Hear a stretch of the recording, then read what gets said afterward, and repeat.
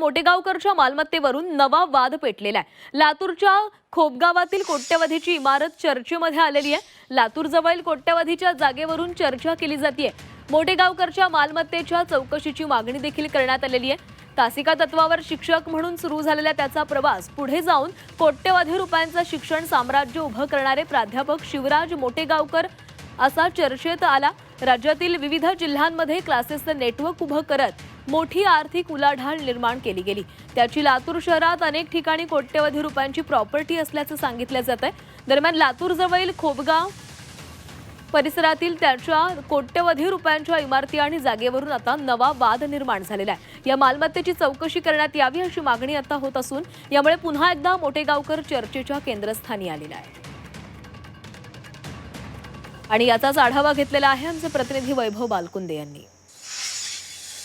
नीट paper फुटी प्रकरणात मोटेगावकरांचं नाव आल्यानंतर त्यांच्या आता संपत्तीची सुद्धा चर्चा होत आहे। आपण पाहू शकता की जे मोटेगावकरांनी जे लातूरपासून जे जवळ असलेल्या एका खोपेगाव येथे त्यांची जी मेडिकल कॉलेजसाठी जे बांधकाम करण्यात आलेलं आहे ते सुद्धा आता वादाच्या भोवऱ्यात सापडलेलं आहे। काही राजकीय कार्यकर्त्यांकडनं याची तक्रार करण्यात आलेली आहे। त्यामुळे आता मोटेगावकरांच्या अडचणीमध्ये वाढ होताना दिसते। आपण पाहू शकता की मेडिकल कॉलेज करण्यासाठी जे आहे ते मोटेगावकरांनी हे स्ट्रक्चर उभा केलेला आहे।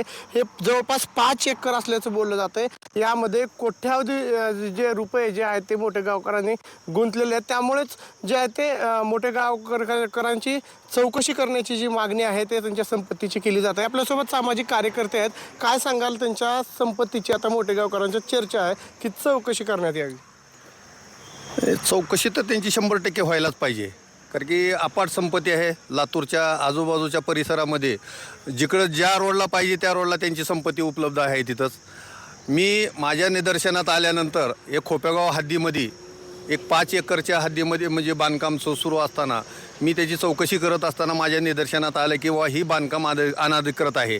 अनधिकृत असल्यामुळं ह्याची पाठपुरावा करत गेल्यानंतर मी कलेक्टर मॅडमकडं, ADO मॅडमकडं, ग्रामपंचायत ह्या सर्व भागात जाऊन मी सर्वांची चर्चा करून त्यांची सर्वांची माहिती घेऊन याचा पाठपुरावा करत आहे। पाठपुरावा केल्यानंतर ह्याच्यामध्ये कार्यकारी अभियंत्याकडून त्यांचं व्हॅल्युएशन काढण्यात आलेलं आहे। असंच एकदा परत नंतर ह्याच बांधकामावरून एक परप्रांतीय कामगार मजूर 6व्या मजल्यावर पडून एक मृत्यू झालेला आहे। त्याची तक्रार मी कामगार आयुक्ताकडे सुद्धा केली, तरी कामगार आयुक्तांनी कोणतीही दखल न घेता तसंच ह्याच्याकडे कानाडोळा केलेला आहे। परत यानंतर परत ADO मॅडमकडे गेल्यानंतर त्यांनी ठीक आहे त्यांचं काम करण्यात आलं। त्यांनी त्या कार्यकारी अभियंत्याकडून व्हॅल्युएशन काढण्यात आलेलं आहे। व्हॅल्युएशन काढून त्याचं काय मग ती टाउन प्लॅनिंगच्या विभागाकडे पाठवून देण्यात आलं आहे आणि त्यांना ह्या बांधकामाचं व्हॅल्युएशन जी काही निघालेलं आहे त्या व्हॅल्युएशननुसार त्यांना 10% दंड आकारण्यात यावा असं त्यांनी मला तोंडी सांगितलेलं आहे। आणखी लेखी कुठली व्यवहार झालेला नाही। पण असे बांधकाम अनधिकृत बांधकाम असताना सुद्धा ही प्रशासन कोणत्याही प्रकारची कारवाई कडक करत नाही। वैभव बालकुंदे, जी मीडिया, लातूर।